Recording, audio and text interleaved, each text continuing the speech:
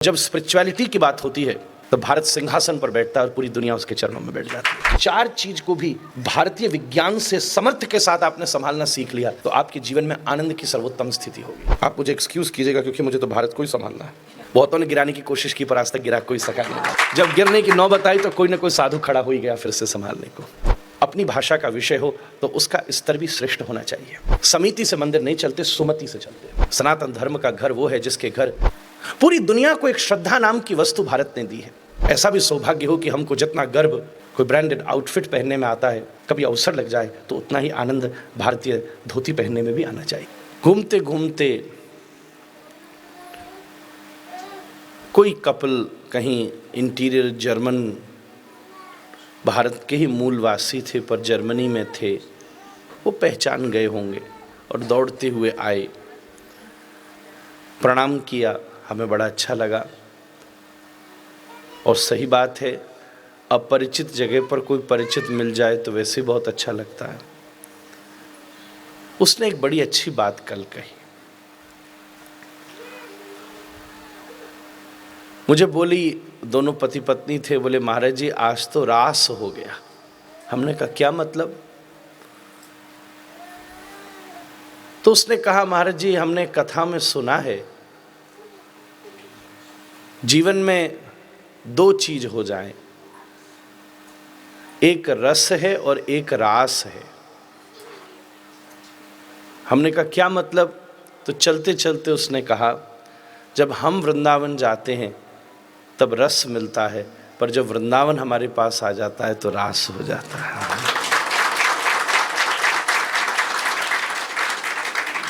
जब हम ठाकुर जी के पास जावें तो रस है, पर जब ठाकुर जी वंशी बजा के बुलावें। ऐसे ही किया था शारदीय रात्रि में, ठाकुर जी ने वंशी बजाकर सब अपने जनों को बुला लिया। ठाकुर जी चले आवें तो रास होता है। आप सब लोग प्रवासी भारतीय हैं, प्रवासी जरूर हैं पर अच्छी बात यह है कि भारतीय हैं। आज जब मैं यहाँ आने को तैयार हो रहा था तो मुझे पास जो मेरी सामग्री थी उसमें कुछ वर्षों पहले भारत के राजभवन में इतिहास में पहली बार हमें कथा कहने का अवसर मिला। तो वहाँ सरकारी पदों पर आसीन जनों ने प्रेम से एक भेंट दी, तो हम भी उसे भाव से आज धरा लाए कि चाहे हम स्वीडन की धरती पर हैं पर दिल है हिंदुस्तानी महाराज।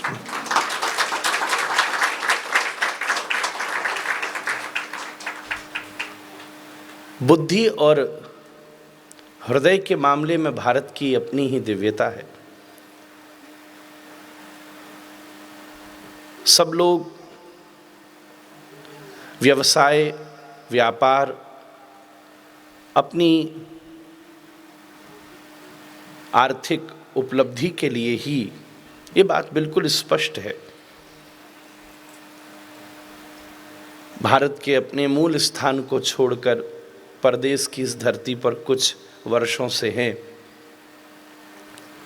बुद्धि राजा जी हमें बता रहे थे इस देश ने बहुत सारे विश्व प्रसिद्ध, बहुत सारे संसाधन, बहुत सारी कंपनीज को जन्म दिया है और बहुत सारे भारतीय उच्च पदों पर यहाँ आसीन हैं।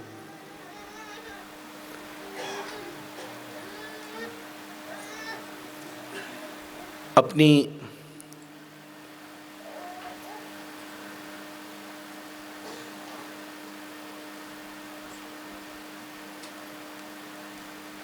परिवार की उपलब्धि के लिए अपने मूल स्थान का त्याग कर कर यहाँ आए हैं। पर सबसे बड़ी बात यही है, हमने इस देश में जो नाम, शोहरत, धन जो भी पाया है, हम उसको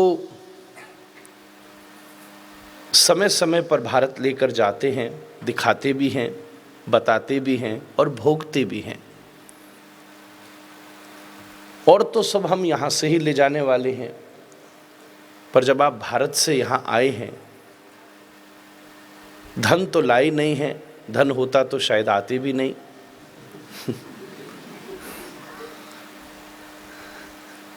इसलिए ऐसी कौन सी वस्तु है, वो है हमारी संस्कृति। आज जिस संस्कृति को पूरा विश्व बहुत आदर्श के साथ देखता है, आज वो संस्कृति जो इतनी प्राचीनतम होते हुए भी बहुत रेलेवेंट है, वर्तमान युग में रहने वाले व्यक्ति के भी बहुत काम की है। इस देश में रहने वाला व्यक्ति जो भौतिकता से सर्वसंपन्न है, भारत भी बहुत प्रगतिशील है। आज पूरी दुनिया भारत को बहुत अच्छे सम्मान से देख रही है।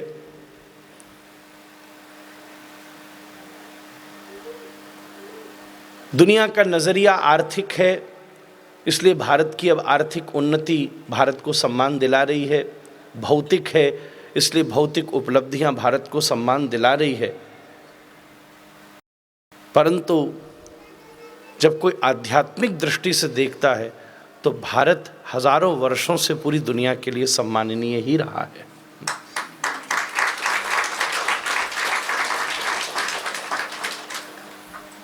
बहुत सारी चीज़ें, when it's come to infrastructure, development, education, ये सब हमारे देश में, भारत में प्रगतिशील है। पूरी दुनिया को आज compete करी जा रही है, फिर भी कहीं ना कहीं उसमें प्रोग्रेस की संभावना है। कोई चीज़ 10 साल पीछे है, कोई 20 साल पीछे है, कोई 50 साल पीछे है। एक बहुत नॉर्मल सी बात दुनिया के लोग कहते हैं, सिविक सेंस। पर एक बात पक्की है, समय के साथ ये सब जितनी चीज़ें हैं वो प्रोग्रेसिव होंगी, चाहे वो मेडिकल साइंस हो, एजुकेशन हो, सिविक सेंस हो, रोड्स हों। पर जब स्पिरिचुअलिटी की बात होती है तो भारत सिंहासन पर बैठता है और पूरी दुनिया उसके चरणों में बैठ जाती है।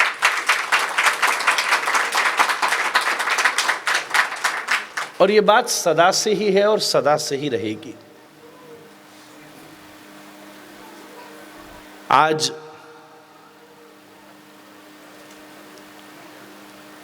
आयुर्वेद, ज्योतिष,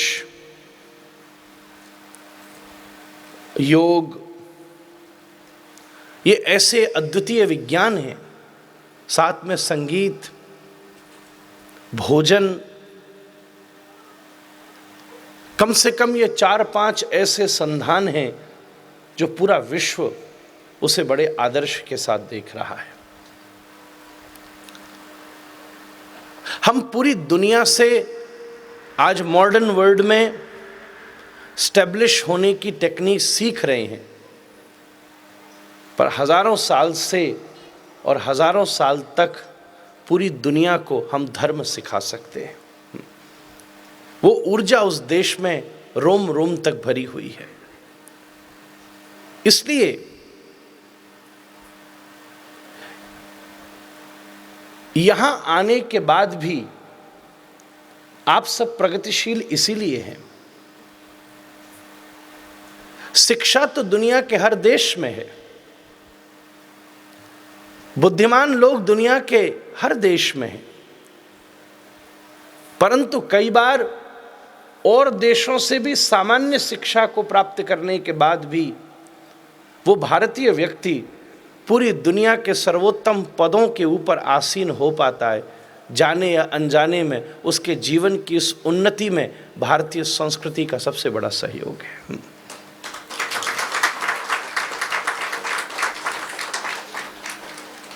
वो चाहे उसको कितना जाने न जाने वो बात अलग है।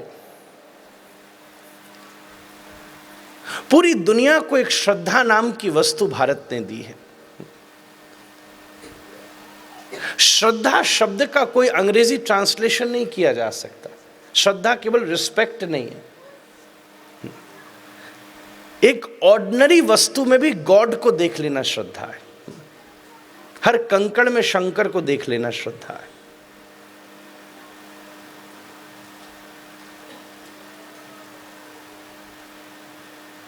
यूनाइटेड नेशन से लेकर दुनिया का प्रत्येक देश आज ग्लोबल वार्मिंग की बात कर रहा है, पेड़ों को लगाने की बात कर रहा है। इस भारतीय संस्कृति ने सबसे पहले इस पृथ्वी को मां कहकर प्रणाम किया है। हमने पेड़ों में देवता देखा है, अश्वत्थ सर्ववृक्षाणाम। यहां तक कि पुराणों में वर्णन है,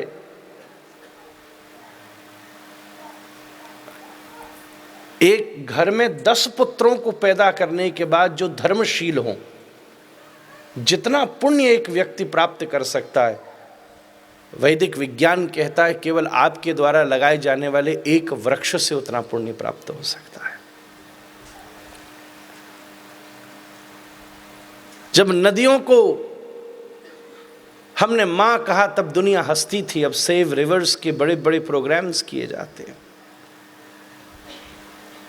भारतीय संस्कृति में प्रत्येक एक जीव, प्रत्येक एक तत्व में ईश्वरत्व का अनुभव किया गया है। सर्वम खलु इदम ब्रह्म, ये जो हमारा अद्वितीय दर्शन है, ये हम सबके एक एक जीन्स में छिपा हुआ है और कहीं न कहीं वो हमें पूरी दुनिया के स्तर पर एक साधारण व्यवस्था में रहते हुए भी विशेषता का अनुभव कराता है। इसलिए अर्थ के साथ, यश के साथ, सेंस ग्रेटिफिकेशन के अनलिमिटेड मैकेनिज्म इस दुनिया में मौजूद हैं। उस सब के साथ हम सब के पास एक सबसे सर्वोत्तम ऊर्जा है और वो है हमारा धर्म। यहां धर्म शब्द का अर्थ केवल रिलीजन नहीं है। मनुस्मृति में मुख्यतः धर्म की 4 परिभाषाएं हैं। धर्म शब्द का एक अर्थ होता है स्वभाव, धर्म शब्द का एक अर्थ होता है कर्तव्य, धर्म शब्द का एक अर्थ होता है लक्ष्य, और फिर चौथा धर्म शब्द का एक अर्थ होता है जीवन, एक उपासना पद्धति। जैसे हम कहते हैं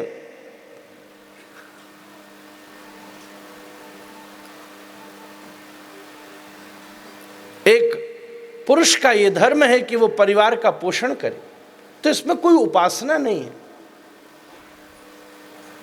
ये उसका कर्तव्य है, ये उसका कर्तव्य है। आग का धर्म है कि वो जलाती ही है, अब इसमें कोई कर्तव्य नहीं है, इसमें स्वभाव है। अग्नि का स्वभाव है कि वो जलाएगी। केवल धर्म शब्द को उपासना मात्र से जोड़ देना, उसको बहुत कंजर्व कर देना है, छोटा कर देना है, डाइल्यूट कर देना है, बहुत रिस्ट्रिक्ट कर देना है। उपासना पद्धति बहुत बड़ी है, पर जरूरी नहीं है कि उपासक धार्मिक हो। धार्मिक होने में और उपासक होने में जमीन आसमान का अंतर है बंधु। मनुष्य की विशेषता यह है कि वो धर्म कर सकता है। आहार निद्रा भय मैथुनंच सामान्य में तत् पशुभिर्नराणाम। भोजन तो पशु को भी पता है कैसे मिलेगा। एक मच्छर भी जानता है कि आपके शरीर में से अच्छा खून कहां से निकाला जा सकता है। वो कभी आपकी हथेली पर नहीं बैठेगा। आपको भी पैथोलॉजिस्ट का कोर्स करना हो तो 5 साल यूनिवर्सिटी में पैर रगड़ने पड़ेंगे। मच्छर जन्मजात पैथोलॉजिस्ट है, उसको पता है पूरे शरीर में से भगवान ने उसको नेचुरल निडल भी दी है। मैथुन की प्रक्रिया तो सबकी एक सी है, चाहे ह्यूमन हो, चाहे पशु हो, और even the plants. When pollen falls on stigma, then fertilization happens. It is the same process. धर्मो ही एको अधिको विशेषो, धर्मेण हीना पशु भी समाना।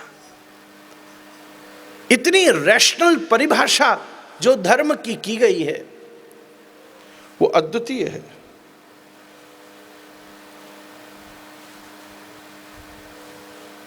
आप मुझे एक्सक्यूज कीजिएगा क्योंकि मुझे तो भारत को ही संभालना है और ये कहां गिरे जा रहा है। हाँ। बहुतों ने गिराने की कोशिश की पर आज तक गिरा कोई सका नहीं। जब गिरने की नौबत आई तो कोई ना कोई साधु खड़ा हो ही गया फिर से संभालने को। धर्मो ही एको अधिको विशेषो।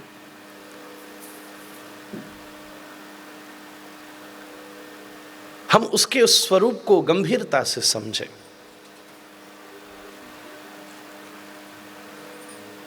हो सकता है हर उपासक धार्मिक न हो। रावण बहुत अच्छा उपासक है पर धार्मिक नहीं है। ऐसी शिव की पूजा की है रावण ने कि आज उसके द्वारा बोले गए स्तोत्र के बिना शिव की पूरी पूजा नहीं हो सकती। पूजा वसान समये दशवक्त्र गीतम, दशानन के मुख से निकला हुआ वो गीत शिव की पूजा के पश्चात वंदनीय है, जिसको हम तांडव स्तोत्र कहते हैं। इतना विद्वान है, जब जाता है तब नया श्लोक रच देता है महादेव के सामने। एक बार कैलाश में जा रहा था तो सब लोग, जैसे हम आ रहे थे बाहर, दूर वाद्यों की आवाज़ सुनाई दे रही थी। कोई गा रहा था, कोई ढोलक बजा रहा था, कोई करताल बजा रहा था। रावण भी कैलाश में घुस रहा था, दूर उसके कानों में आवाज़ जा रही थी और जैसे शिव के सामने खड़ा हुआ, ये सुनकर उसने एक श्लोक रच दिया। यस्यास्ते द्राट द्राट द्रुट द्रुट ममलम टम टटम टम टटम टम डम सम डुडम डुहि डुहि चकितम भूपकम भुवनालयम तैलम तैलम तु तैलम खुकु खुकु खुकु खुकुं ख्वं ख्वं ख्वं ख्वं ध्यायन्ते विप्रगान्ते वसति च सकलम पातु नो चंद्रचूड़ा। ऐसा विद्वान रोज शिव की पूजा करता है और लक्ष्य क्या है कि सीता मेरी हो जाए। भगवान श्री राम ने भी एक बार रामेश्वरम की पूजा की और लक्ष्य भी वही था कि सीता मेरी हो जाए। बताओ महादेव कितने चक्कर में फंसे होंगे। राम की सुने कि रावण की सुने, दोनों जल चढ़ा रहे। पर आप सब जानते हैं दसियों हजार रावण की पूजा विफल हो गई, पर राम जैसे चरित्रवान व्यक्तित्व की एक पूजा भी सफल हो गई।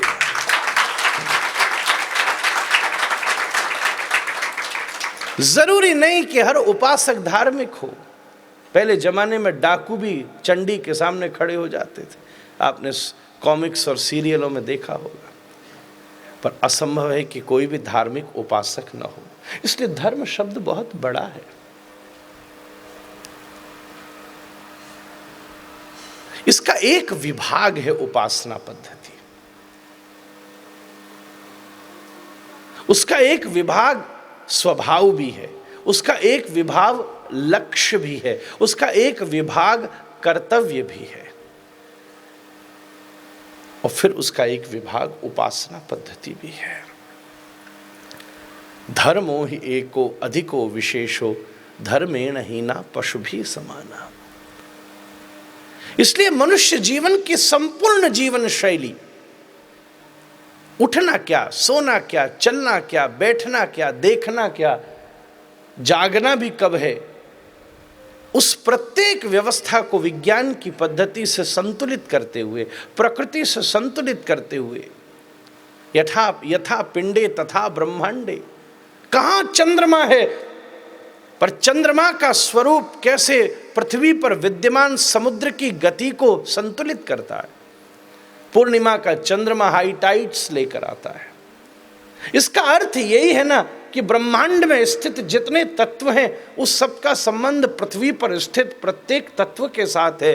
तो अगर वो समुद्र के साथ है, वृक्षों के साथ है, तो इस पिंड में शरीर के साथ नहीं होगा क्या? यथा पिंडम तथा ब्रह्मांडम। वहां जो घटित हो रहा है उसका प्रभाव यहां भी है, यहां जो घटित हो रहा है उसका प्रभाव वहां भी है। इस दृष्टि से माइक्रो और मैक्रो जितना एग्जिस्टेंस का वास्तविक स्वरूप है उसका ही एक माइक्रो स्वरूप आपके इस शरीर के भीतर कहीं ना कहीं जीवाणुओं के रूप में स्थित है। इसलिए अगर आप भारतीय संस्कृति और भारतीय विज्ञान के प्रति विचार करेंगे तो मैं आपसे निवेदन करूं, केवल थोड़ा संस्कृत भाषा का ज्ञान होने मात्र से अगर हमने धर्मशास्त्रों का अध्ययन करना शुरू किया तो मैं आपको सच कहूं, आपको सबसे पहला आश्चर्य ही ये बात का होगा, आपको पता लगेगा कि भारत की सोच इस समय भी पूरी दुनिया से 100-200 साल आगे है। हमारी शिक्षा पद्धति तो हमें ये बताती है, पश्चिम के वो देश जब 2 पत्थरों को घिसकर आग की चिंगारी पैदा कर रहे थे, तब भारत का बैठा हुआ ऋषि बृहस्पति और शनि की गति का अवलोकन कर रहा था। यहां केवल आग ही पैदा की जा रही थी, वो चंद्रमा पर घूम रहा था। इतना उन्नत विज्ञान हम सब की चेतना में उपस्थित है और उस सब का प्रभाव हमारी जीवन शैली के ऊपर पड़ता है। इसलिए इस देश में रहकर हमने सब कुछ पाना है, पाने ही आए हो। पर मैं आप सबसे निवेदन करूं, इस बात को जानकर मुझे बड़ी प्रसन्नता हो रही है, धन भी पाना है, यश भी पाना है, वृद्धि भी पानी है, अपनी इच्छाओं को भी पूरा करना है। नहीं तो कई बार यहाँ का रहना बहुत स्थलों पर कठिन होता है, भारत का रहना कई साधनों पर सरल सा प्रतीत होता है, छोटी छोटी बातों पर बड़ी कठिनाइयां लगती हैं। कल मेरे साथ बहुत स्विट्जरलैंड के एक बहुत बड़े व्यापारी थे और हम लोग जब सेंट्रल में गए तो आधे घंटे तक इसी बात की स्ट्रगल होती रही कि गाड़ी खड़ी कहाँ करनी है। तब भारत की हमें बड़ी याद आई। मैंने दोनों बात थी, भारत होता तो कहीं भी कर देते या कोई ना कोई होता जो कर ही देता। बड़ी याद आई। हमारे एक मित्र है ना, वो जोक सुनाते हैं, पुरानी फिल्म का डायलॉग था, मेरे पास गाड़ी है, बंगला है, पैसा है, तेरे पास क्या है? तो दूसरा हीरो कहता है मेरे पास माँ है। इस समय ये डायलॉग बोला जाता तो चेंज हो जाता, हीरो कहता मेरे पास गाड़ी है, बंगला है, पैसा है, तेरे पास क्या है? बोले मेरे पास पार्किंग है।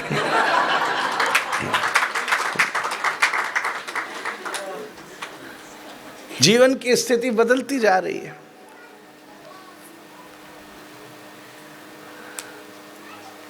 हमने सब कुछ पाना है, बस प्रयास इतना ही करना है, इस पाने की दौड़ में अपनी मूल संस्कृति को खोना नहीं है महाराज।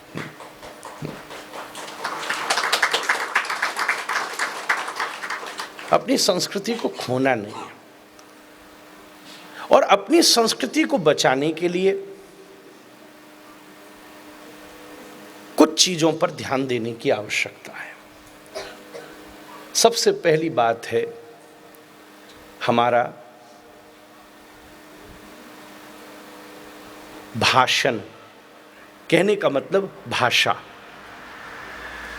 भाषा का संबंध किसी भी प्रकार की सभ्यता से बहुत ज्यादा है। इन देशों में तो भाषा को कितनी प्रधानता दी गई है आप तो मुझसे ज्यादा जानते होंगे। अगर आप यहाँ की लोकल भाषा में प्रवीण हैं तो यहाँ के नागरिक बनने में भी बहुत ज़्यादा सहायता हो जाती है, काम में भी, उसकी उन्नति में भी, प्रगति में भी। परंतु प्रत्येक भाषा वहाँ के व्यवहार के प्रति अंतर लाती है। वहां की सोच, वहां की भाषा प्रस्तुत करती है।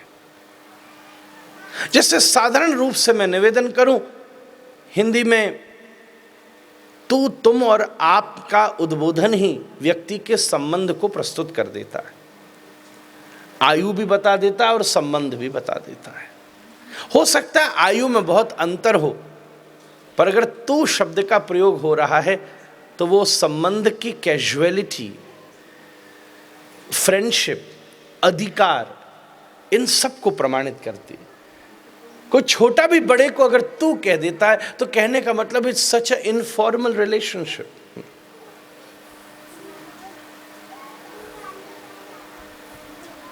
आयु से छोटे व्यक्ति को तू कहा जाए, बराबर वाले को तुम कहा जाए, बड़े वाले को आप कहा जाए। अंग्रेजी भाषा में तो यू पर सब निपट गए। 6 महीना से लेकर के 60 साल तक का सभी यू है। पहले यू फिर फू। बात ही बिगड़ गई। इसलिए भाषा का प्रयोग अवसर लगने पर हम अपने घर के वातावरण में वारंवार रूप से करते रहें। कम से कम अपनी अगली पीढ़ी, जिसको यहाँ रहकर पढ़ने, पढ़ाने, व्यापार करने का अवसर मिला है, प्रयास करते हुए बाल्यकाल से ही थोड़ा सा संस्कार अपनी मूल भाषा का होना चाहिए। अगर भाषा का संस्कार होगा तो भारतीयता बची रहेगी, कहीं न कहीं उसके जीवन में उसके प्रति सम्मान बना रहेगा।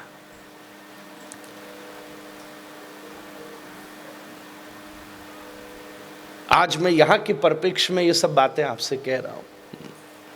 भाषा की बड़ी प्रधानता है। मुझे भी इन्हीं आधुनिक विद्यालयों में पढ़ने का अवसर मिला है। I am okay with the English also by my gurus कृपा, आई वुड से।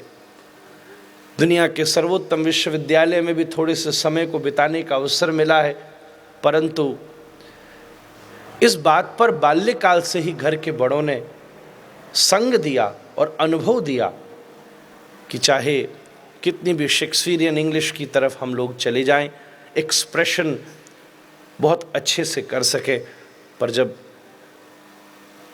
अपनी भाषा का विषय हो तो उसका स्तर भी श्रेष्ठ होना चाहिए। भाषा की दिव्यता आपकी सुषमा बढ़ाती है, शोभा बढ़ाती है, आपकी लावण्यता बढ़ाती है। बड़ी आधुनिक भाषा है। भाषा के साथ सबसे दूसरा महत्वपूर्ण विषय है भाषण के बाद भोजन। दूसरी चीज जो संस्कृति को कैरी करती है वो भोजन है। आश्चर्य की बात तो यह है,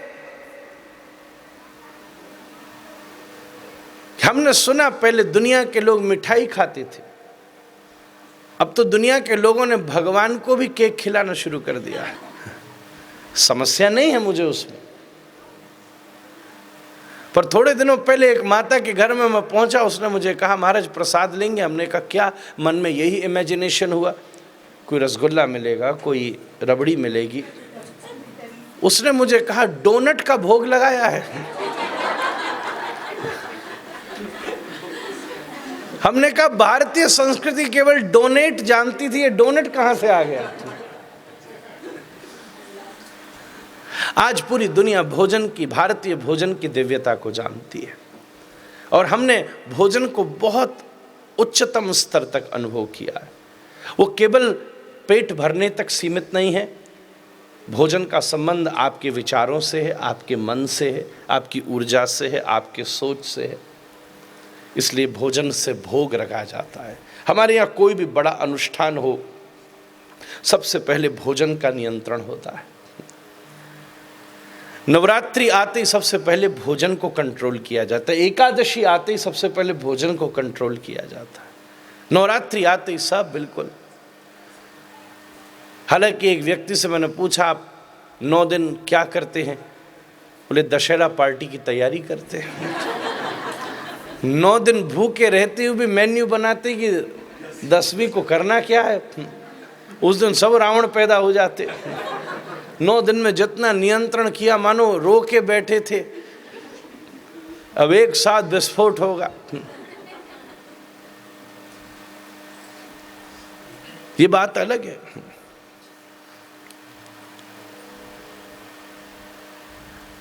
एक जैसा तैसा महीने में 2 दिन का व्रत आता है एकादशी, उस पर भी लोग विजय पूछ पूछ के नई नई डिश लॉन्च करना चाहते हैं। एकादशी पर भी कौन सी चीज खाई जा सकती है? आज हमारे पास दुनिया का सबसे बर्निंग 2 क्वेश्चन है। अगर मेरे पास महीने में 1000 प्रश्न ईमेल्स या फिजिकली पूछे जाते होंगे, उसमें 2 प्रश्न ऐसे हैं जिनका उत्तर देते देते अब मैं भी चिढ़ गया।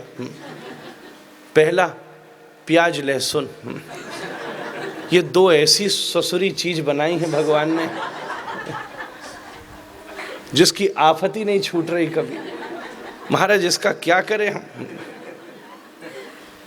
पता नहीं है क्या ये, हमने जिंदगी बिता दी इसके बिना। और दूसरा प्रश्न यही आता है कि एकादशी पर हम क्या खा सकते हैं? हमने कहा वाह, अभी भी ऊर्जा खाने में ही लगी है।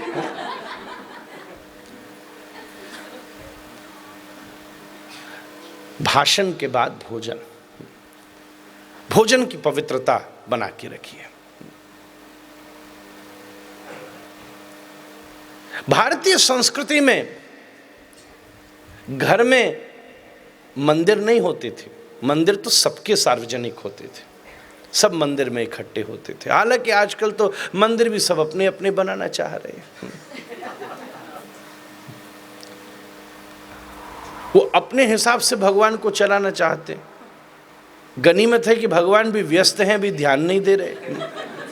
जिस दिन भगवान ने ध्यान देना शुरू कर दिया कि मुझे अपने हिसाब से चलाना चाह रहा है, बाद में रोएगा। मैं आजकल ये सुनता हूं, मुझे यहाँ का तो ज़्यादा नहीं मालूम, पहला ही दिन हुआ है, पहले दिन ही कहीं कांड न हो जाए पंडित जी। पर पूरी दुनिया की बात करूं तो सुनने में आता है महाराज एक नया मंदिर बन रहा है। हमने पूछा क्यों बन रहा है? बोले क्योंकि पुराने मंदिर में लड़ाई हो गई थी। हमने कहा ये तो गजब घटना है भाई। सुनने में आता था कि नया मंदिर इसलिए बन रहा है क्योंकि नई भक्ति भाव आया है, भगवान ने प्रेरणा दी है।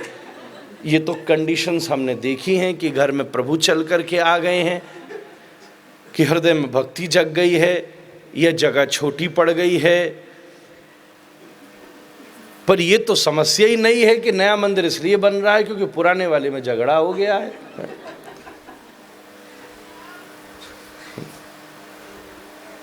समिति से मंदिर नहीं चलते, सुमति से चलते हैं।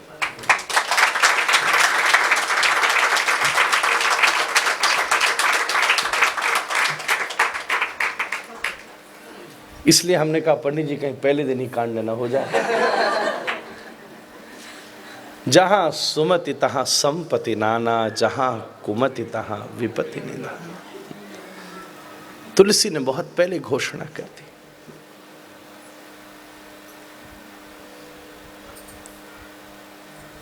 इसलिए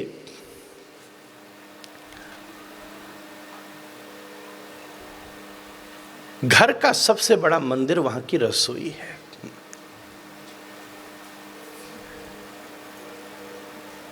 देवता तो भारत में इतना शोषण हुआ, मुगलों का राज्य था, उससे पहले बुद्धों के साथ भी क्लैश था, इतने मंदिर तोड़े गए,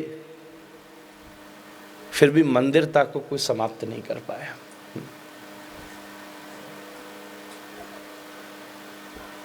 तो व्यवस्था बनी कि चलो एक पद्धति बन गई।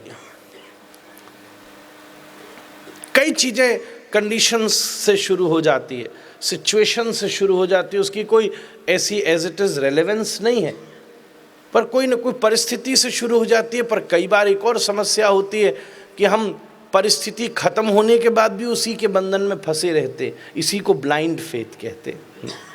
इसलिए मैं अभी आपकी बिटिया को एक बात कह रहा था रास्ते में आते समय, भारतीय संस्कृति का आधार पंडित जी श्रद्धा नहीं है। बड़ी सौभाग्य की बात है आपके घर में विद्वान पंडित जी, इन्होंने श्लोक जब बोले तो आनंद आ गया। भारतीय संस्कृति का आधार श्रद्धा नहीं है, भारतीय संस्कृति का आधार जिज्ञासा है। अथातो ब्रह्म जिज्ञासा से वेदांत शुरू होता है। जिज्ञासा है। आर्तौ जिज्ञासु अर्थार्थी ज्ञानी च भरतर्षभा।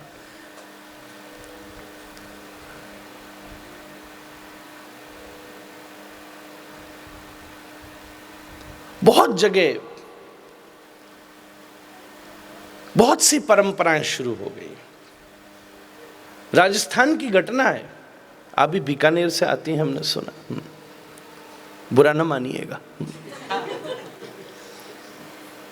राजस्थान की घटना है, पिताजी बैठकर हवन कर रहे थे, 3 साल का छोटा बच्चा पास में था।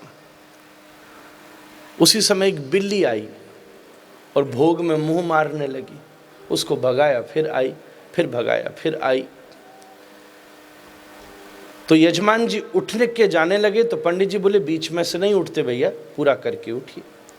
बिल्ली परेशान करती थी तो उन्होंने उसी समय एक डलिया ली और डलिया बिल्ली के ऊपर रख दी, अंदर कुछ खाने को रख दिया। डलिया में छेद होते हैं, बांस की बनी, थोड़ी देर रखा जा सकता था। छोटे बच्चे को बड़ा एक्साइटमेंट होता है, उसका ध्यान उस बिल्ली की तरफ ही था। 40 साल निकल गए, पिताजी गुजर गए, बेटे का मन हुआ हम भी हवन करें। पंडित जी बुलाए गए, सारी तैयारी की गई। बेटा बोले पंडित जी बदलो, क्यों? बिल्ली तो दवाई नहीं इन्होंने। पंडित जी ने कहा कौन से पुराण में लिखा है बिल्ली दवाई जाती है? अश्वमेध यज्ञ का नाम तो सुना था, बिडाल मेध यज्ञ कब से शुरू हो गया? बोला हमें नहीं पता पंडित जी, हमारे घर में तो होता है। हजारों परंपराएं बिना किसी कारण के शुरू हो गई। हालांकि अच्छी बात है, कम से कम घर में मंदिर होने की वजह से बहुत कुछ तो बचा हुआ है। पर घर का मंदिर उसकी रसोई है। रसोई की पवित्रता हम कम से कम अपने पूरे एग्जिस्टेंस को ऐसा तो बनाएं कि वो देवता की कृपा के योग्य हो। सीट साफ नहीं होगी तो आप उस पर बैठोगे क्या? आपका अस्तित्व पवित्र नहीं होगा तो क्या उसमें देवता बैठेगा कभी? और उसको पवित्र रखने के प्रयासों में भोजन एक बहुत बड़ा प्रयास है। तो भाषण, भोजन। तीसरी महत्वपूर्ण बात है वसन। वसन है आपकी वेशभूषा। कभी न कभी अवसर लगने पर बड़ा अच्छा लग रहा है। आजकल तो कई बार भारत में भी ऐसा देखने को नहीं मिलता। समझ ही नहीं आता कि लड़का मंदिर जा रहा है कि जिम जा रहा है। विशेष क्रमों में मस्तक के ऊपर सुंदर तिलक लगा हो और भारतीय वेशभूषा आपकी संस्कृति की रक्षा करती है। कभी न कभी तो अवसर लगना ही चाहिए। कभी अवसर लगे तो ऐसा भी सौभाग्य हो कि हमको जितना गर्व कोई ब्रांडेड आउटफिट पहनने में आता है, कभी अवसर लग जाए तो उतना ही आनंद भारतीय धोती पहनने में भी आना चाहिए।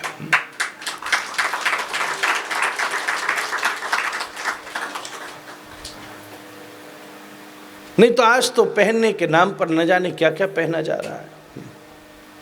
कभी कभी हमारे फ़ोन में रील्स आ जाती हैं, कोई फैशन शोकेस और फंक्शंस होते हैं। ऐसा लगता है कि देश भर की पॉलीथीन शरीर पर बांध ली हो और पता चला कि वो वेशभूषा 10,000 यूरो में बिकी है। हद हो गई। हमने ज़िंदगी में पहली बार छोटे में देखा था, मेरी फ़्लाइट की बगल वाली सीट पर बम्बई में एक लड़का आकर बैठा, उसकी जीन्स फटी हुई थी।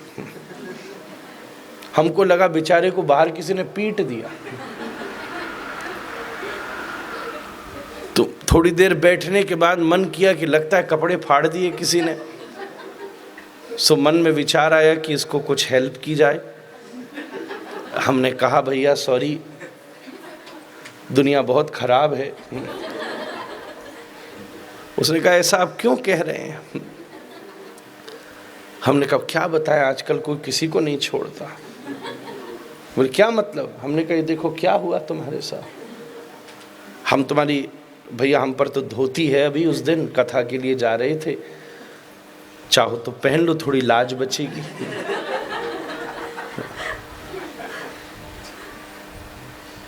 उसने कहा क्या कहना चाहते हो? देखो तुम फाड़ दी तुम्हारी जीन्स किसी ने, लग पिटाई करी क्या किसी ने? तुम्हारी गलती थी कि उसकी थी? उसने कहा पंडित जी आप ठीक तो हैं, तो भांग वांग तो नहीं खाया है? ऐसा बोला। हमने क्यों? बोले को फटी थोड़ी ना है, फैशन है ये। हमने कहा फटी जीन्स का क्या फैशन होता है? नहीं बढ़िया, इतनी मोटी जीन्स फटी, हवा आती है, मैंने वेंटिलेशन तो धोती में आके देख, वेंटिलेशन ही वेंटिलेशन। इसमें तो वेंटिलेशन के अलावा कुछ और है ही नहीं, जहां से चाहो वहां से वेंटिलेशन।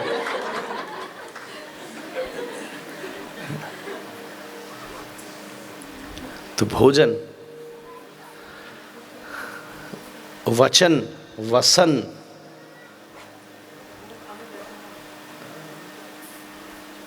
अगली एक बात जिसको हम कहते हैं चिंतन,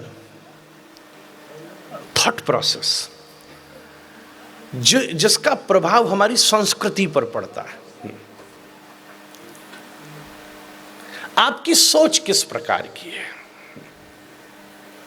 आज भारत में बहुत बड़ी समस्या है कन्वर्जन की, पूरी दुनिया में समस्या है। हमने सुना कि बहुत सालों पहले स्वीडन ने भी बहुत दया दिखाई थी, फिर बेचारे परेशान भी हुए। अब ज़्यादा कहना ठीक नहीं, इसी देश में रहना है थोड़े दिन। बड़ी दया दिखाई।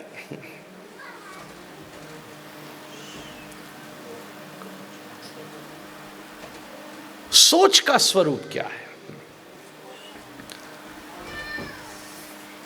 भारतीय संस्कृति कन्वर्जन पर भरोसा नहीं करती, कन्वर्जेशन पर भरोसा करती है महाराज।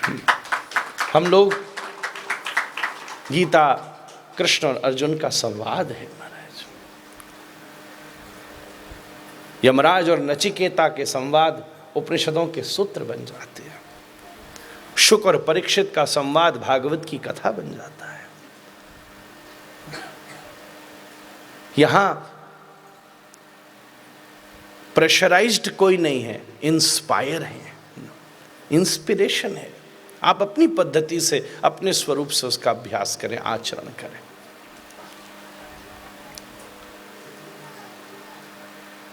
मूल प्रकृति यही है। परिस्थितियों ने उस मूल प्रकृति को बहुत खंडित किया है, ये बात अलग है, पर मूल चिंतन तो यही है, यत्र नार्यस्तु पूज्यन्ते रमन्ते तत्र देवता।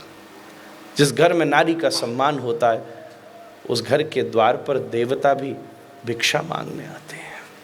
मूल संस्कृति तो यही है कि उस परम चेतना परमात्मा के हम एक ही स्वरूप को मानते हैं। Every night there is a different moon, but that doesn't mean that there are many moons. अलग अलग समय पर वो अलग अलग ऊर्जा अफलजेंस के साथ प्रकट होता है। ऐसे ही परमात्मा समय समय पर प्रकट होता है। अरब देश में एक बहुत बड़ी कॉन्फ्रेंस में हमको बोलना था, तो एक बड़ा भारी प्रश्न हमारे सामने आया कि सनातन धर्म की शुरुआत किसने की? तो हमने उससे कहा, this is such a western question for a eastern thought. पहले मेरे एक प्रश्न का जवाब दीजिए, साइंस की शुरुआत किसने की? तो सब लोग चुप पड़ गए। साइंस की शुरुआत किसी ने नहीं की। With the course of time किसी ने डिस्कवर किया और उसमें कहीं ना कहीं अपना कुछ दिया, कुछ ना कुछ समर्पित किया, और धीरे धीरे व्यवस्था प्रोग्रेसिव होती चली गई। किसी ने एक थ्योरी दी, फिर उसके आगे किसी ने दूसरी थ्योरी दी, उसको टाइम टू टाइम रेलेवेंट बनाते चले गए। हमने कहा ऐसे जब से मनुष्य है तब से सनातन धर्म है। समय के साथ साथ बल्कि जब मनुष्य भी नहीं था तब से भी था, पर जैसे जैसे समय समय की परिस्थिति में उसकी परिभाषा, उसमें कंट्रीब्यूशन होते चले गए। सतयुग में भगवान ने प्रकट होकर सतयुग के हिसाब से कंट्रीब्यूशन दिए, त्रेता में राम ने कंट्रीब्यूशन दिया, द्वापर में कृष्ण ने कंट्रीब्यूशन दिया। जब समय आया तो गोस्वामी तुलसीदास जी ने अपनी बात कही, कबीर ने अपनी बात की, श्री महाप्रभु चैतन्य ने अपनी बात की, श्री हरिवंश महाप्रभु श्री हरिदास प्रभु ने अपनी बात की, आदि शंकराचार्य ने कुछ न कुछ कंट्रीब्यूट किया, मध्वाचार्य ने, निम्बार्काचार्य ने, रामानुजाचार्य ने, विष्णु स्वामी ने, वल्लभाचार्य ने। और आनंद की बात यह है कि हम और आप बैठकर आज भी यहाँ कुछ उसमें कंट्रीब्यूशन ही कर रहे हैं। ये केप्ट ऑन प्रोग्रेसिंग प्रोसेस है, जो नर को नारायण बनाने की प्रक्रिया है। माइक्रो है नर, मैक्रो है नारायण, इन दोनों का कॉम्बिनेशन चाहिए। चिंतन का स्वरूप क्या है? भारतीय संस्कृति का आधार कभी वायलेंस नहीं है, वो केवल आवश्यकता पड़ने पर है। महादेव सुदर्शन, महादेव त्रिशूल जरूर रखते हैं, परंतु वो स्वभाव नहीं है, वो परिस्थिति है। गदा हनुमान जी जरूर रखेंगे, वो परिस्थिति है, जरूरत पड़ेगी तो खोपड़ी फोड़ देंगे, नहीं तो हम तो मजीरा से ही तुमको समझाना चाहते हैं। कृष्ण का स्वभाव वंशी ही है, जरूरत पड़ेगी तो सुदर्शन भी चलाना पड़ेगा। ये मूल चिंतन का स्वरूप है।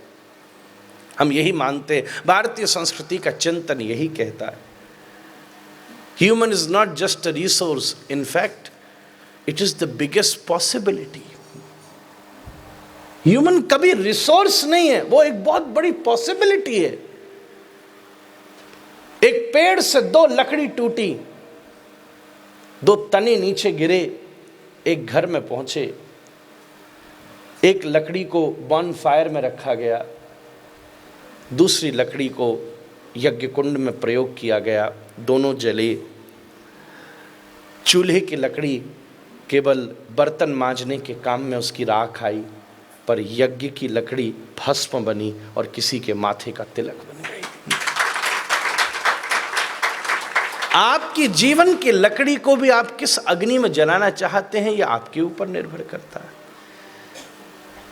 केवल काम, क्रोध, लोभ, मोह, मद, मात्सर्य, वासना की अग्नि में इसको प्रज्वलित करोगे तो ये केवल प्रारब्ध के बर्तन मांजने के काम में आएगी, परंतु अगर इसे उपासना के अग्निकुंड में झोंक दिया तो किसी न किसी के आदर्श के तिलक के रूप में जीवन में प्रकट हो जाएगी। उसकी अपनी व्यवस्था है। दर्शन तो भोजन, भाषण, भोजन, वसन, चिंतन, और अंतिम बात वो है दर्शन, फिलॉसफी।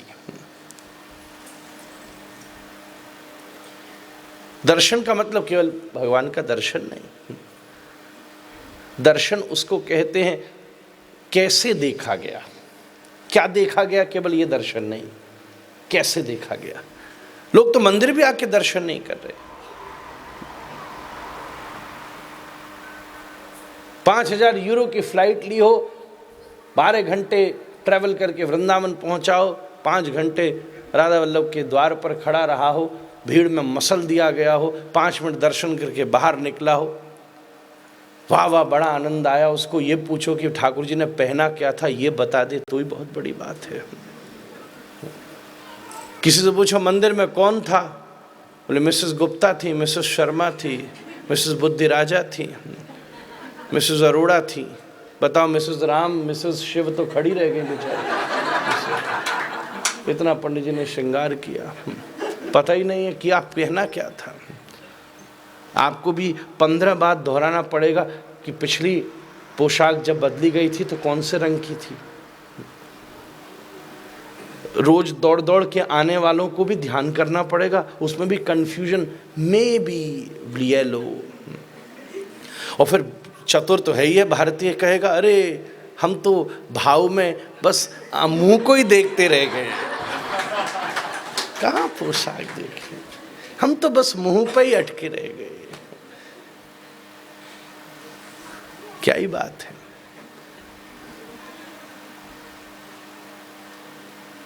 दर्शन का अर्थ है वेदांत।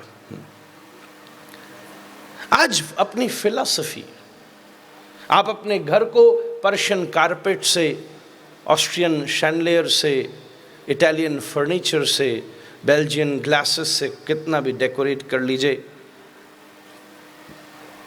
पर आपके यहाँ अगर धर्मशास्त्र नहीं है, सनातन धर्म का घर वो है जिसके घर गंगा है, जिसके घर गीता है, जिसके घर गौरी कन्या है, जिसके घर गैया है, जिसके घर गुरु है, जिसके घर गोविंद है। महाराज, ये जो भारतीय दर्शन है, आज बहुत बड़ा प्रश्न यह है कि युवा पीढ़ी की रुचि क्या है। आज उनके भीतर अन्य कोई रुचि नहीं, क्यों कहते हैं we didn't ask for reasoning, they ask for it, so it's a good news, isn't it? It's a great thing. At least they want to know. But if you don't know, that is not their problem. It is actually your problem which you want to throw it onto their heads. It is your problem that you don't know.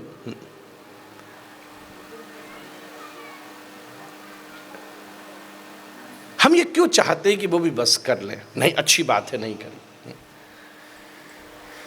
क्योंकि भारतीय धर्म का आधार जिज्ञासा है, उसको जानने का अधिकार है।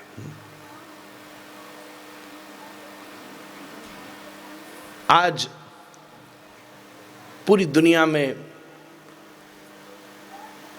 क्या किसी मंदिर में आकर के कोई विदेशी भारतीय संस्कृति से अट्रैक्ट हो रहा है? नहीं, वो भारत के दर्शन से अट्रैक्ट हो रहा है, वो इसके वेदांत से हो रहा है कि यहां सबको ईश्वर देखा गया है। आज 700 श्लोक की वो गीता किसी के हाथ में लग जाए तो 2-5 साल में स्वीडन का वो बड़ा सर्वोत्तम घर का व्यक्ति भी इतनी लंबी चुटिया धरे वृंदावन में नंगे पैर डोलता मिल जाता है। हमको यमुना में प्रवेश करने में संकोच होगा और वो सवेरे सवेरे यमुना में स्नान करता, कीर्तन करता, कंठी धरता।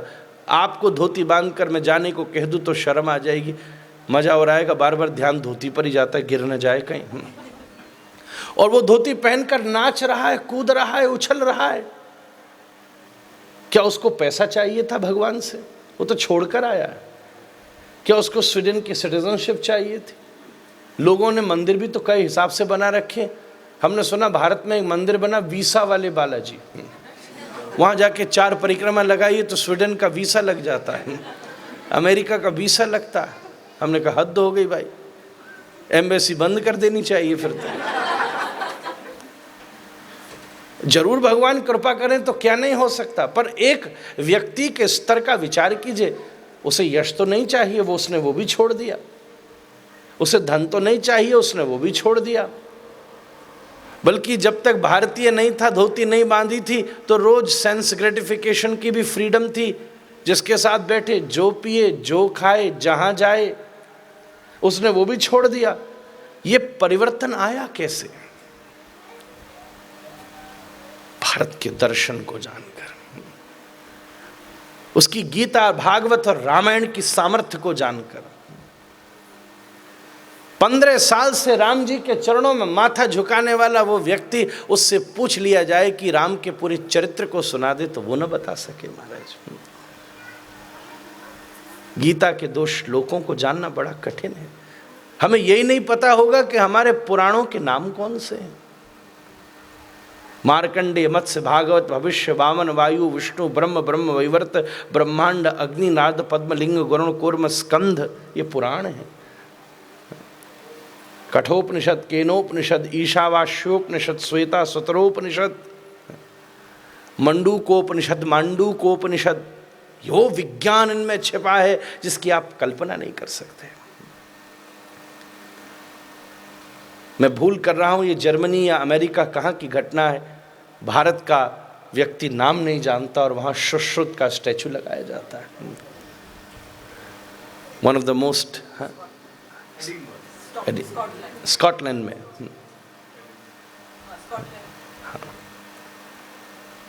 पर मुझे पूरा भरोसा है हम जितना स्कॉटलैंड के बारे में जानते होंगे उतना सुश्रुत के बारे में नहीं जानते होंगे, ये भी मुझे पूरा भरोसा है।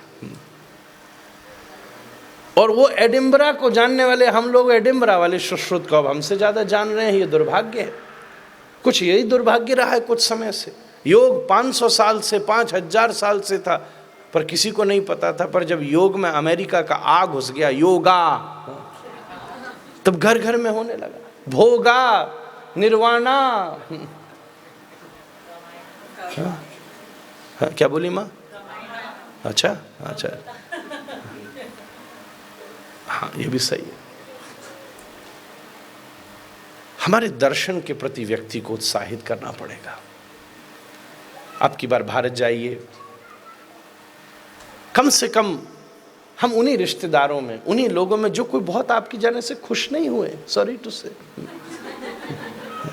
सॉरी, बड़े आप जोश से लेकर गए थे शर्ट 50 यूरो की, जैसे ही आप मुड़ के गए उसने पटक दी 15 रुपए की मिलती चांदी चौक में, बड़े आए स्वीडन से लाए, सॉरी टू से, कोई बहुत खुश नहीं हो रहे हो। आप अपने चक्कर में वहां 20 दिन माथा मार रहे हैं। अपनी ट्रैवल आइटनरी में, अगली यात्राओं में कम से कम भारत के एक तीर्थ को जोड़िए। इस पूरे जीवन भर में भगवान ने सौभाग्य देकर आपको भारत में जन्म दिया है, कम से कम इस जीवन भर में ज्योतिर्लिंग का दर्शन तो हो जाए, ब्रजमंडल की परिक्रमा तो हो जाए, वृंदावन का वास तो थोड़ा मिल जाए। उन्हीं गली उसी जगह पढ़ के कोई खुश नहीं हुए महाराज, आप और बीमार पड़े। हम अपने अभिमान को पोषण करने के लिए शायद वहां लंबे समय तक पड़े रहते हों कि देखो हम कहां चले गए, हमने क्या कर लिया।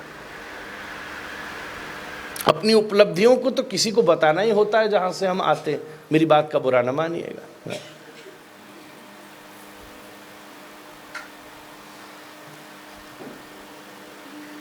एक तीर्थ को जोड़ने की आवश्यकता है। हम धीरे धीरे अध्ययन को जीवन में जोड़ें, धीरे धीरे अवसर लगे भगवद गीता, रामचरितमानस जैसे अभ्यासों को करने का प्रारंभ करें। सौभाग्य की बात है, वो तो उस दिन तो दिन ही बन गया जब घर में बैठकर थोड़ी देर नाम संकीर्तन हो सके। कुछ न सूझे तो थोड़ी देर घर का जना बैठकर राधा रानी का नाम ही ले लें। यह सौभाग्य की बात है। अपना दर्शन जो संपूर्ण जीवन को परिवर्तित करने वाला है, एक एक विषय अपनी अपनी दिव्यता से प्रस्तुत होता है। आप सब कुछ सबसे सीख सकते हैं। ये महादेव इस मंदिर में केंद्र में बैठे हैं, क्या नहीं सिखाया। महादेव अपने कंठ में सर्प लेकर घूमते, वो सर्प जिसके कंठ में जहर है। आपका जीवन इतना शांत होना चाहिए कि दूसरे की बुराई भी आपके सामने प्रस्तुत न हो सके। हमारा बड़ा दुर्भाग्य है कि जब हम अपने से बेहतर किसी को देखते हैं ना, तो हमारे अंदर का वर्ष निकलता है, और जब हम अपने से खराब किसी को देखते हैं तो हमारे अंदर का अच्छा निकलता है। Let me help him. क्योंकि कोई परेशान है तो अच्छा निकलता है, परंतु अगर कोई श्रेष्ठ है तो वही जेलसी और एनवी अपने को परेशान करती है। इसलिए मैं कथाओं में कहता रहता हूं, किसी के दुख में दुखी होना धर्म है, पर किसी के सुख में सुखी होना परम धर्म है। महाराज सबसे कठिन है हमारा, वो तो सबसे कठिन है। महादेव के सामने नंदी बैठा रहता है। नंदी धर्म का स्वरूप है। धर्म मुंह करके बैठा है नंदी, धर्म सन्मुख होना चाहिए। आपके प्रत्येक कर्म में धर्म अगर सन्मुख है तब आप निश्चित रूप से जो कृत्य कर रहे हैं कहीं ना कहीं आपके साथ साथ संपूर्ण सृष्टि का उससे पोषण होने वाला है। मैं सुखी रहूं, तुम सुखी रहो, ये प्रकृति है। तुम दुखी हो जाओ, मैं सुखी रहूं, ये विकृति है। पर थोड़ा मैं दुखी हो जाऊं, आप सब सुखी हो जाओ, ये भारत की संस्कृति है।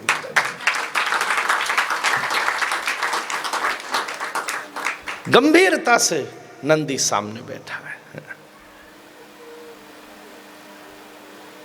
महादेव ने कछुआ को बिठा रखा है। शिवालय में कछुआ होता है। कछुआ में गुण है कि जब वो कुछ अनफेवरेबल देखता है तो सारी इंद्रियों को खींच लेता है, और जब वो कंफर्टेबल होता है तो सब इंद्रियों को खोल लेता है। आपके जीवन की उपलब्धि यही है। हम परेशान हैं, वो हमारी बात नहीं सुन रहा, पति बात नहीं सुन रहा, पत्नी बात नहीं सुन रही, बेटा बात नहीं सुनता। यहाँ की दुनिया में तो ज़्यादा परेशानी यही है। अरे मुझे ये बताओ, क्या आप अपनी बात सुन पा रहे हो? आपका पैर आपकी बात सुन रहा है? कथाओं में बैठकर ऐसी नींद आती है, आपकी आंखों ने आपकी बात सुनी। 2 घंटा न सोना, कई तो यहाँ बैठे बैठे इतना झूम जाते। एक ने तो मेरी बड़ी प्रशंसा करी, महाराज क्या कथा सुनाते हो। हमने कहा कौन सी बात अच्छी लगी? बोले बात का तो नहीं पता, पर 2 घंटे ऐसी नींद आई है। हमने कहा चल कुछ तो मिला तुझे, कम से कम चैन की नींद ही दी हमने। पूरी दुनिया और ये देश तो कुछ खाद ही सी डिप्राइव है। हमारे बच्चे बेचारे परेशान हो गए, तरस रहे हैं, रात तो मिले।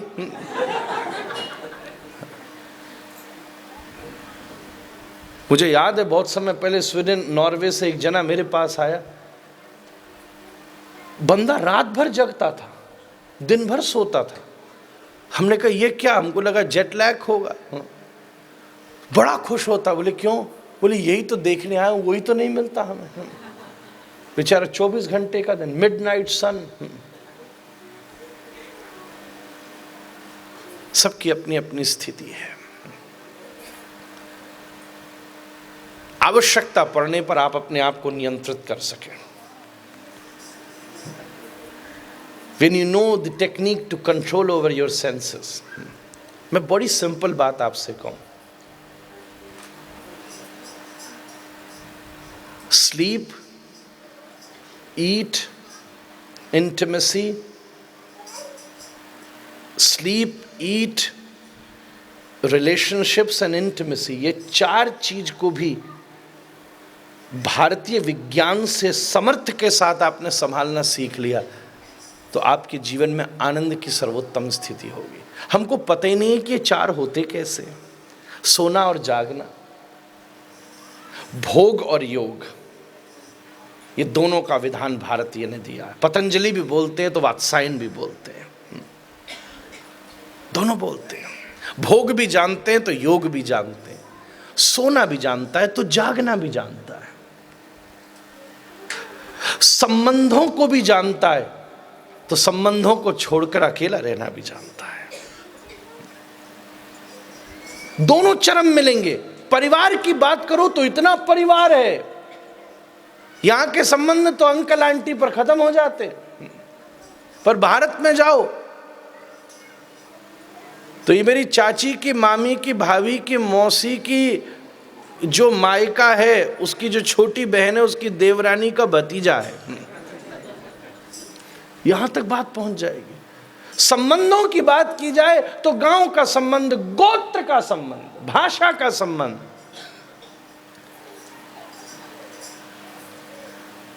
और जब छोड़ने की बात हो तो ना हम विप्रो न च नरपति नापि वैश्यो न शूद्रो ना हम वर्णी न च गृहपति नो वनस्थो यतिर्वा किंतु प्रोद्यन निखिल परमानंद पूर्णामृताब्धे गोपी भर्तुर पद कमलयोर दास दासानुदासा। कुछ नहीं है, यहाँ तक बात पहुँच जाती है दर्शन पर। आज मैं कुछ सोच कर बैठा था, नंदी के विषय में तो बोला, अवसर लगा तो कार्तिकेय और गणपति भी रह गए। हाँ, अच्छा। कार्तिकेय को सोचते ही मुझे भोजन याद आया। 6 मुंह वाले हैं। आपका भी समय हो गया। अपने षड विकारों को नियंत्रित करना, काम, क्रोध, लोभ, मोह, मद, मात्सर्य, ये 6 मुंह हैं। Sometimes we are envy driven, sometimes we are desire driven, sometimes we are money driven, lust driven, anger driven. 6 मुंह हैं। But there are only very rarest time when you are compassion driven, love driven. मुझे आज ये कहने दीजिए धर्म driven. मैं धर्म को धर्म कहना चाहता हूं, रिलीजन नहीं कहना चाहता। दुनिया में बहुत से शब्द हैं जो एज इट इज स्वीकार हुए, जैसे योग को ट्रांसलेट नहीं किया गया। अंग्रेजी के भी कई शब्द भारतीय भाषा में एज इट इज स्वीकार हुए, जैसे स्वीडन को हिंदी में भी स्वीडन ही बोला गया, ट्रांसलेट करने की कोशिश नहीं हुई, पता नहीं कैसे होता। स्टॉकहोम को स्टॉकहोम ही बोला गया, हिंदी में नहीं बोला गया, नहीं तो बोलते रहते घर में रखा सामान स्टॉकहोम, होम में रखा स्टॉक। घर में कितना स्टॉक है बताना। ट्रांसलेट नहीं किया गया, पर बड़ी भारी कॉन्स्पिरेसी हो गई। कर्म को ट्रांसलेट नहीं किया गया। पूरी दुनिया आज कर्म शब्द को जानती है। This is my Karma. कर्म शब्द को ऐसे ही स्वीकार किया गया। धर्म शब्द को भी ऐसे ही स्वीकार करना चाहिए, धर्म ड्रिवन।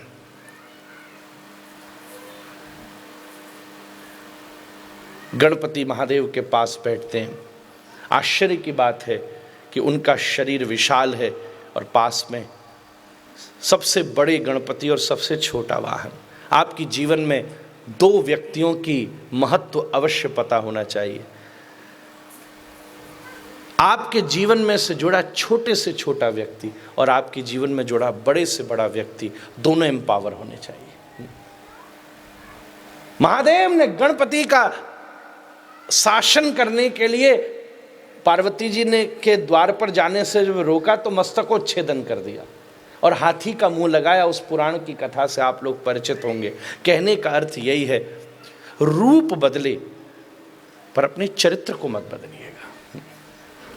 कैरेक्टर होना चाहिए वैसे ही। अपने घर को शिवालय की तरह निर्मित कीजिए। ये भारतीय दर्शन का सर्वोत्तम स्वरूप है। इसलिए भाषण, भोजन, वसन, चिंतन और दर्शन, ये 4 चीज़ों से धर्म का, 5 वस्तुओं से धर्म का पोषण होता है। आप सब बहुत श्रेष्ठ धर्माचरण करने वाले जन हैं। परमात्मा आप सब पर कृपा करे। राधा रमण लाल आप सबको ऐसे ही प्रसन्न रखें, आनंद में रखें। कुछ भजन भी मैं सुनाना चाहता था, कुछ करना चाहता था, पर जैसी ठाकुर जी की इच्छा।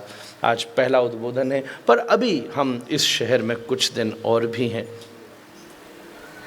और बीच में 3-4 दिन कृष्ण कथा का भी आयोजन है। हाँ, 8 तारीख से, तो खूब उसका आनंद लेंगे। भजन भी सुनेंगे, मनन भी करेंगे, चिंतन भी करेंगे, आनंद भी करेंगे।